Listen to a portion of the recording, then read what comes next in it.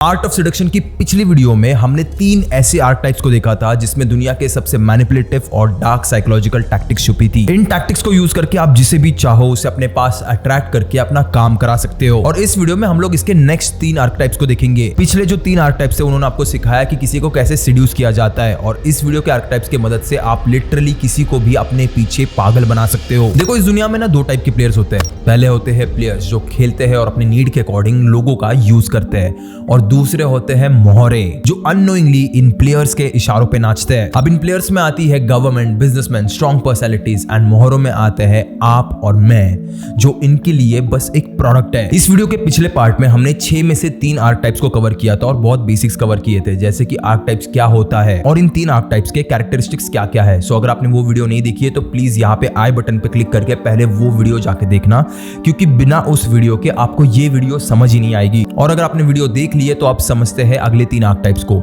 Make sure you play this video at 1.25x for a better experience and like this video for the algorithm. Let's start with archetype number 4, the coquette. तो यार ये coquette आखिर है क्या चीज?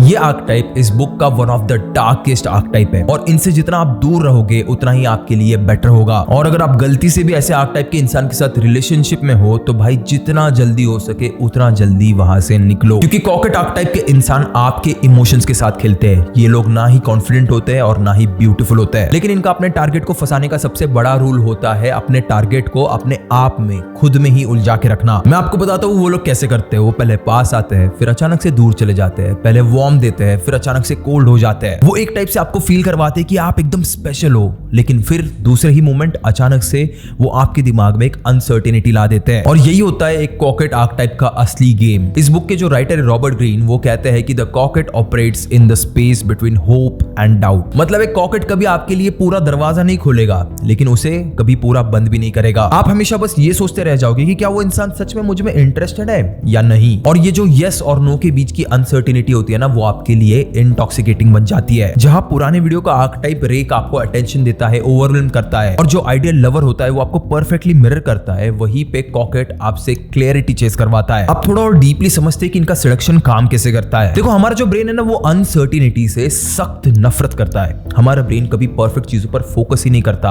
बल्कि सिर्फ नेगेटिव और इनपरफेक्ट चीजों को ओवरथिंक करते रहता है। आप इमेजिन करो एक प्लेन व्हाइट दीवार है और उस पे एक छोटा सा काला डॉट है, तो आपको कभी वो प्लेन व्हाइट दीवार नहीं दिखेगी, आपको बार बार वो काला डॉट ही नजर आएगा। अब ये इसलिए होता है क्योंकि हमारा ब्रेन ही इस तरीके से प्रोग्राम है, वो हमेशा इम्परफेक्शंस को ढूंढता है, एंड आपके ब्रेन के इसी फ्लॉ का फायदा उठाता है कॉकेट। देखो, वो जब भी आपको कैलकुलेटेड अटेंशन देता है तो आपका ब्रेन उसके अटेंशन को एक रिवॉर्ड की तरह मानता है। अब देखो, हम जो ह्यूमंस है ना, उन्हें अगर कोई भी चीज एकदम फ्रीली अवेलेबल हो जाती है तो हम उसे लो एफर्ट लो रिवॉर्ड वाले कैटेगरी में डाल देते हैं। लेकिन जब भी किसी चीज का एक्सेस इनकंसिस्टेंट होता है तब ब्रेन डोपामिन को इर्रेगुलर बर्स्ट में रिलीज करता है। अब ये वही मैकेनिज्म होता है जो गैम्बलिंग एडिक्शन और सोशल मीडिया स्क्रोलिंग के पीछे काम करता है, एंड इसी वजह से आप आफ्टर अ टाइम इस इंसान के ऑन एंड ऑफ एटीट्यूड से एडिक्ट हो जाते हो।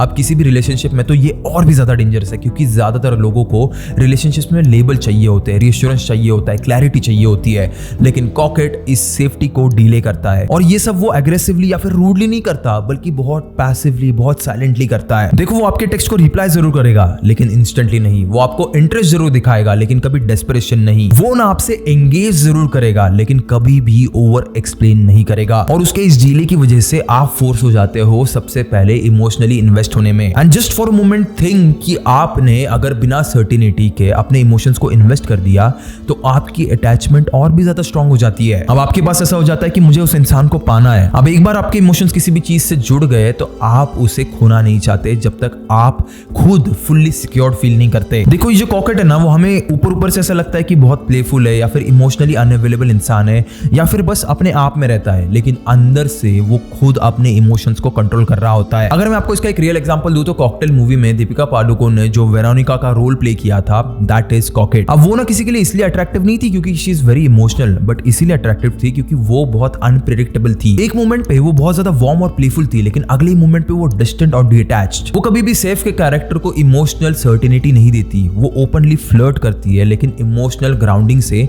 हमेशा बचती है। वो बहुत बार इंटीमेसी और क्लोजनेस तो देती है लेकिन रीअश्योरेंस कभी नहीं देती। और यही होता है एक क्लासिक कॉकेट बिहेवियर। अब अगर आप एक कॉकेट बनना चाहते हो तो there are a few psychological tricks जो आपको समझने पड़ेंगे, जिसमें नंबर 1 है स्टॉप बीइंग कॉन्स्टेंटली अवेलेबल। अगर आप हर मैसेज का इंस्टेंटली रिप्लाई करते हो या फिर किसी के लिए अपना पूरा शेड्यूल रीअरेंज कर देते हो या अपने इमोशंस को बहुत जल्दी ओवरशेयर कर देते हो तो आप मिस्ट्री और अर्जेंसी ही रिमूव कर देते हो पूरे इक्वेशन से। और अगर आपको कॉकेट बनना है तो आपको ये चीजें अवॉइड करनी पड़ेगी। उसके बाद नंबर 2 आता है इमोशनल ओवर क्लैरिफिकेशन। देखो ज्यादातर लोग अट्रैक्शन को डिस्ट्रॉय कर देते हैं क्योंकि वो सब कुछ बहुत जल्दी डिफाइन करना चाहते हैं कि हम क्या है, क्या मैं तुम्हें पसंद हूं, कि ये रिश्ता मैं कहां पे लेके जा रहा हूं। बट एक जो कॉकेट होता है ना, वो इस चीज को अच्छे से समझता है कि अट्रैक्शन जो है वो अनसर्टेनिटी में ग्रो होता है। वो चीजें नेचुरली अनफोल्ड होने देता है। वो ये भी दिखाता है कि मैं इंटरेस्टेड हूं, बट वही दूसरी तरफ कम्युनिकेशन को इतना लिमिटेड रखता है कि आपके दिमाग में ना एक हमेशा कंफ्यूजन रहती है। उसके बाद number 3 maintain self respect at all times. Coquette कभी अपने स्टैंडर्ड्स को लोअर नहीं करता। और अगर मान लो सामने वाले से अटेंशन कम हो जाती है या चली जाती है तो वो कभी पैनिक नहीं करता। और अगर मान लो सामने वाला इंसान चला भी जाए तो वो उसे कभी चेज भी नहीं करता। उसके बाद नंबर 4 मेंटेन इमोशनल डिसिप्लिन। देखो कॉकेट की जो असली पावर है ना, वो मैनिपुलेशन में नहीं है, वो एक्चुअली इमोशनल डिसिप्लिन में है।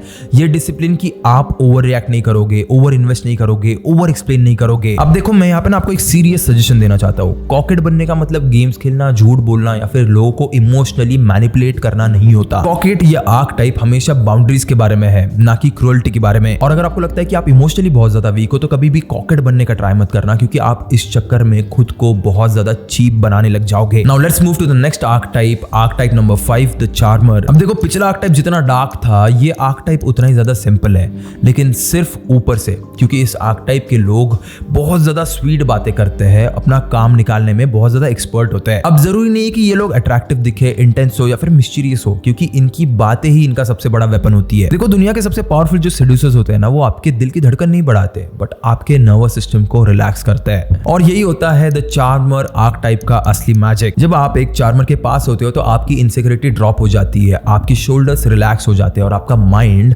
स्लो हो जाता है, और बिना रियलाइज किए आप उसकी प्रेजेंस में इमोशनली सेफ फील करने लगते हो। देखो जब बाकी के आर्क टाइप्स या तो लोगों को इंप्रेस करने की या फिर डोमिनेट करने की या फिर आउटशाइन करने की कोशिश कर रहे होते हैं, चार्मर इसका एग्जैक्टली ऑपोजिट करता है। वो ना आपको कंफर्ट प्रोवाइड करवाएगा, वो आपको अंडरस्टूड फील करवाएगा, वैल्यूड फील करवाएगा, यहाँ तक कि बिना कंडीशन के आपको एक्सेप्टेड फील करवाएगा। इन लोगों का ना सिलेक्शन बड़ा सटल होता है, ऑलमोस्ट इनविजिबल, और यही रीजन है कि वो इतना डीप काम करता है। रॉबर्ट ग्रीन कहते हैं कि the charmers power comes from making the other person feel the center of attention। मतलब एक चार्मर कभी भी एग्रेसिवली अपनी तरफ अटेंशन नहीं खींचेगा, इंस्टेड वो दूसरों के लिए एक स्पेस बनाएगा। जब भी आप एक चार्मर से बात करोगे तो वो कभी आपको आपके फ्लॉज के लिए जज नहीं करेगा, और आप खुद भी उसे ओवर एक्सप्लेन करने की रश में नहीं रहोगे। देखो आज की दुनिया में ना, जहाँ पे ज्यादातर लोग कॉन्स्टेंटली इवेल्युएटेड, करेक्टेड या फिर कंपेयर्ड फील करते हैं, वहीं पे चार्मर की ये फीलिंग एडिक्टिव बन जाती है। आप समझते हैं कि इनका सिलेक्शन आखिर काम कैसे करता है। ये जो चार्मर है, इनका एक कोर साइकोलॉजिकल मैकेनिज्म होता है जो ये यूज करते हैं, जिसे मिररिंग कहते हैं। ह्यूमंस नेचुरली उन लोगों को पसंद करते हैं जो फेमिलियर फील होते हैं। जब भी कोई बहुत सटली हमारे टोन, पोस्चर, एक्सप्रेशन या इमोशनल रिदम को मैच करता है तो हमारा ब्रेन उन्हें सिमिलर टू मी वाले कैटेगरी में डाल देता है, और इसे द कमिलियन इफेक्ट कहते हैं। अब ये चीज बहुत सबकॉन्शियसली होती है, आप उस इंसान के साथ कॉन्शियसली नोटिस भी नहीं कर पाओगे, लेकिन आप वहां पे इमोशनली सेफ फील करने लगोगे। आपको ऐसा लगता है कि कोई एक ऐसा इंसान है जो फाइनली मुझे समझने का ट्राई कर रहा है, एंड इसी वजह से आप में साइकोलॉजिकल रेजिस्टेंस जो होती है वो कम हो जाती है। और जब ये रेजिस्टेंस कम होती है तब कनेक्शन फॉर्म होने में या फिर उस इंसान से अटैच होने में ज्यादा टाइम नहीं लगता। ये जो चार्मर होते हैं ना, वो आपकी आइडेंटिटी या पर्सनालिटी को कभी कॉपी नहीं करेंगे, वो सिंपली आपके वाइब को मैच करेंगे। और ये जो चार्मर्स होते हैं ना, वो कभी भी फ्लर्टिंग पे रिलाई नहीं करते, वो एक्चुअली रिलाई करते हो तो एक चीज पे जिसका नाम है इमोशनल एग्रीमेंट। इमोशनल एग्रीमेंट का मतलब ये नहीं कि आप लॉजिकली हर बात पे ऐसी मुंडी हिला के एग्री कर रहे हो। इमोशनल एग्रीमेंट मतलब आप लोगों को एक्नॉलेज करते हो कि वो कैसा फील कर रहे हैं। जैसे कि मान लो अगर कोई पेन से गुजर रहा है तो कहो कि मैं समझ सकता हूँ ये तुम्हें कितना अफेक्ट कर रहा है। अब ये सिंपल लाइन सामने वाले को एक बहुत पावरफुल चीज कन्वे करती है कि उनकी फीलिंग्स रॉन्ग नहीं है, वो जो अभी फील कर रहे हैं वो एकदम सही है। मैं ना आपको चार्मर आर्क टाइप का एक रियल एग्जांपल देता हूँ। अर्ली डेज का शाहरुख खान का रोमांटिक पोर्ट्रेल्स जाके देख लो। तो शाहरुख खान ने जितनी भी सारी शुरुआत में मूवीज की, उनका चार्म कभी ओवर पावरिंग मैस्कुलिनिटी से नहीं आया, वो आया प्लेफुलनेस से, इमोशनल प्रेजेंस से और जेंटल कॉन्फिडेंस से। आप उनके जितने भी सारे शुरुआत के रोल उठा के देख लो, उन्होंने कभी भी लोगों को छोटा फील नहीं करवाया,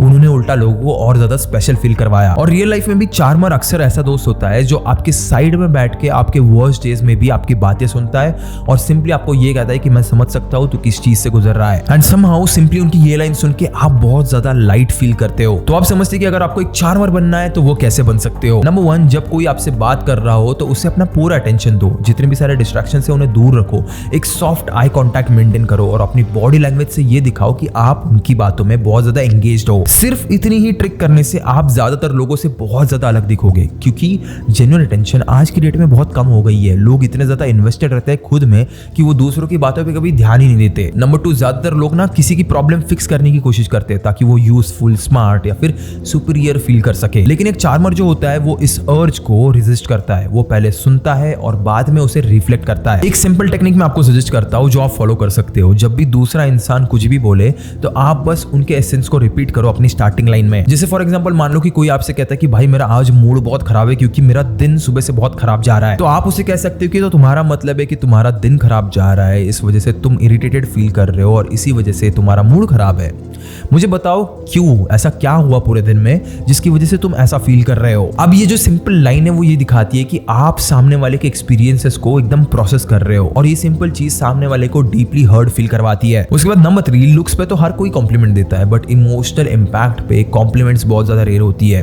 तो अपने कन्वर्सेशंस में आप कुछ ऐसा कह सकते हो कि तुमसे बात करके ना यार अंदर से बड़ा हल्का फील होता है। अब ये चीज सामने वाले इंसान में एक डीपर इमोशनल एसोसिएशन क्रिएट करती है। लेकिन जैसे कि हमने लास्ट वीडियो में भी देखा था कि अगर ये सेडक्शन की पावर किसी गलत चीज में इस्तेमाल हुई तो वो आपको ही लेके डूबेगी। जैसे एक कॉकेट में और एक फेक इंसान में काफी थिन लाइन है, वैसे ही एक चार्मर में और एक सच्चे इंसान में भी काफी थिन लाइन है। देखो हमारी लाइफ में ना हम सभी ने एक ना एक ऐसे चार्मर से तो डील जरूर किया है जो शुरुआत में हमारा दोस्त था लेकिन बाद में हमें उसकी असलियत पता चली। हमें पता चला कि वो सिर्फ मुंह पे मीठी बातें करता था लेकिन उसके पीछे उसका कुछ स्वार्थ छुपा था। इसलिए मेक श्योर कि आप एक चार्मर बनने के चक्कर में एक अच्छा इंसान बनना भूल ना जाओ। Now let's move to the next archetype of this video which is the charismatic archetype. अभी इस बुक में अगर कोई सबसे पावरफुल आर्कटाइप है तो वो ये आर्कटाइप है। आपने ना ऐसे लोगों को देखा होगा जो ज्यादा बोलते नहीं है, अपनी पर्सनैलिटी को एग्जैजरेट नहीं करते या कभी भी अग्रेसिवली बिहेव नहीं करते, लेकिन जिस मोमेंट पे ये लोग रूम में एंटर करते हैं वहां का पूरा माहौल ही बदल जाता है। कन्वर्सेशन स्लो हो जाती है, नजरें उन्हें फॉलो करती है और बिना कॉन्शियसली डिसाइड किए लोग उन्हें सुनने लगते हैं। अब ये इसलिए नहीं होता क्योंकि वो लोग सबसे ज्यादा लाउड, फनी या फिर स्मार्ट है, ये एक्चुअली इसलिए होता है क्योंकि उनके अंदर एक ऐसी एनर्जी होती है जो डायरेक्टेड, ग्राउंडेड और अलाइव फील करवाती है। एक करिश्मेटिक इंसान अपनी खुद की कहानी का मेन कैरेक्टर होता है बट एरोगेंट या फिर नार्सिसिस्टिक तरीके से नहीं, ये एक ग्राउंडेड और सेल्फ एश्योर्ड तरीके से होता है। ये लोग ना काफी ज्यादा विजनरी होते हैं और इन्हें हमेशा पता होता है कि आगे क्या करना है। और जब भी आप इनके पास जाते हो या फिर इनसे बात करते हो तो आपको उनकी पावर सेंस होती है। अब ये जो करिश्मेटिक आर्कटाइप है ना, लोग अक्सर उन्हें गलत तरीके से सोचते हैं। लोग उन्हें ओवर कॉन्फिडेंट मानते हैं, ओवर एक्सप्रेसिव मानते हैं या फिर एकदम डोमिनेंट होंगे ऐसा मानते हैं। लेकिन रियलिटी में ये लोग तो बहुत ज्यादा सटल होते हैं। एक करिश्मेटिक इंसान आपको कभी भी ये कन्विंस करने की कोशिश नहीं करेगा कि वो कॉन्फिडेंट है। आप सिंपली उनका कॉन्फिडेंस फील करते हो जब आप उनसे बात करने लग जाते हो। आप समझते कि करिश्मेटिक लोगों का सेडक्शन आखिर काम कैसे करता है। देखो जब भी हम किसी नए इंसान से मिलते हैं तो हमारा ब्रेन कुछ ही सेकंड्स के अंदर कुछ रैपिड जजमेंट्स बनाता है। हम कॉन्शियसली रियलाइज नहीं करते लेकिन सबकॉन्शियसली हम लोग ऑलमोस्ट इमीडिएटली अपने आप से दो क्वेश्चंस पूछते हैं। पहला कि क्या ये इंसान सेफ और अप्रोचेबल है और दूसरा कि क्या ये इंसान कॉम्पिटेंट है। अब ज्यादातर लोग या तो सेफ होते हैं, कंफर्टिंग होते हैं या फिर कॉम्पिटेंट होते हैं, बट करिश्मेटिक लोग एक ही टाइम पे दोनों सिग्नल साइमल्टेनियसली भेजते हैं। जब भी वो आपको देखते हैं तो वो आपको स्कैन करते हैं, उनका अटेंशन इंटेंशनल फील होता है। लेकिन सिर्फ किसी को अटेंशन देने से या फिर किसी को कंफर्टेबल फील करवाने से क्या आप किसी को अट्रैक्ट कर सकते हो या फिर किसी को इन्फ्लुएंस कर सकते हो? नहीं। एक करिश्मेटिक इंसान कभी भी खुद को ओवर एक्सप्लेन, ओवर करेक्ट नहीं करता है और ना किसी के दिमाग में या फिर उसकी स्टेटमेंट्स में कभी भी अननेसेसरी डाउट्स होते हैं। वो हमेशा अपनी बातों में एक टाइप से वेट कैरी करता है और यही कॉम्बिनेशन वो रीजन है कि लोग नेचुरली करिश्मेटिक लीडर्स, क्रिएटर्स और स्पीकर्स को फॉलो करते हैं। वो इसलिए फॉलो नहीं करते क्योंकि उनके पास सारे के सारे आंसर्स है, लेकिन इसलिए फॉलो करते हैं क्योंकि वो कन्विक्शन के साथ किसी डायरेक्शन में मूव कर रहे हैं। अब अगर मैं आपको किसी करिश्मेटिक इंसान का एक रियल एग्जांपल दूं तो मेरे दिमाग में जो सबसे पहली चीज आती है दैट इज विराट कोहली। उनका करिश्मा लाउड नहीं है लेकिन जब भी वो फील्ड में होते हैं तो पूरे स्टेडियम को उनके प्रेजेंस फील होती है। अब ये समझते हैं कि अगर आपको करिश्मेटिक बनना है तो आप वो कैसे बन सकते हो। सबसे पहले तो ये जान लो कि करिश्मा का फाउंडेशन होता है क्लैरिटी। आपको ना इस बात में श्योर होना पड़ेगा कि आप पर्सनली खुद क्या बिलीव करते हो। अब इसके लिए आपको आपकी पूरी लाइफ फिगर आउट नहीं होनी चाहिए, आपको बस अपने करंट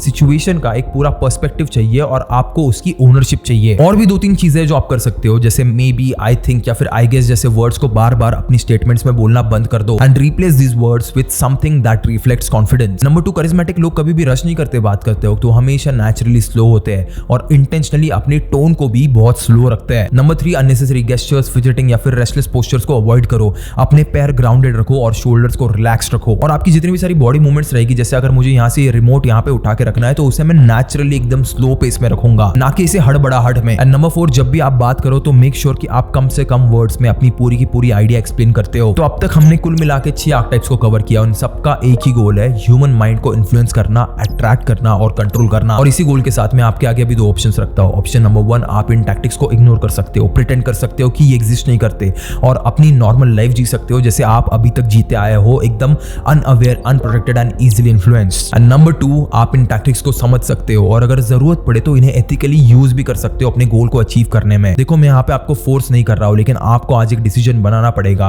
और आप जो भी चूज करोगे मुझे कमेंट्स में जरूर बताना। और इस सीरीज का फाइनल वीडियो देखने के लिए सब्सक्राइब जरूर करना। बाकी मैं मिलूंगा आपको अगली वीडियो में ऐसे ही और एक माइंड बेंडिंग टॉपिक के साथ। तब तक के लिए keep hustling, keep learning and as always keep inspiring.